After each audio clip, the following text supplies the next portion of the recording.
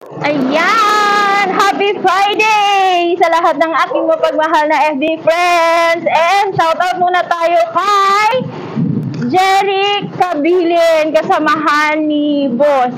Good morning po sa kanyang trabaho. Hi Jeric! Kamusta kayo dyan?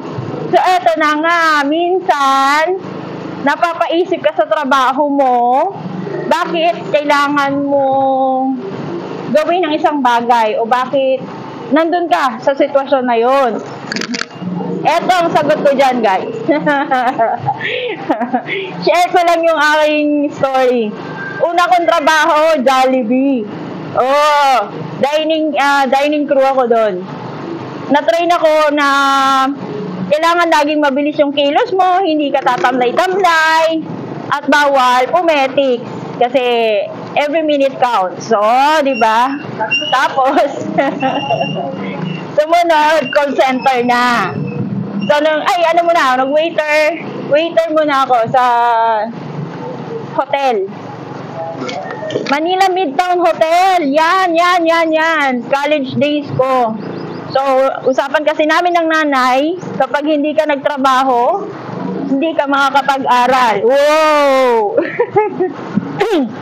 I understand. Kasi, that time, matanda na sila, hindi na nila ako kayang pag-aralin. Naiintindihan ko naman. So, self-support, working students, go, go, go!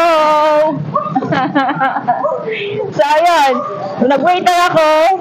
Ang pasok namin, hapon, alas 3. Uwi kami, alas 3 ng madaling araw. Kasi boom na boom yung mga, anong tawag dito, yung, wait lang guys yun. So, nagkikater kami ng wedding, yan, birthday, kung ano-anong okasyon. So, uwi kami alas 3. Definitely, pag uwi ko, may baon ako. Siyempre, pag waiter ka, marami kang tip na nakukuha, di ba? So, the following day, may pasok ako, may baon na ako. Nang dahil sa tip.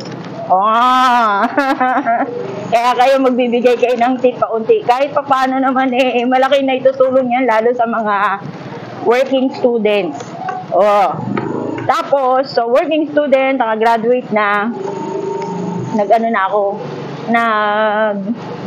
call center na ako. Wait lang guys kakatulit yung video, pick up muna tayo.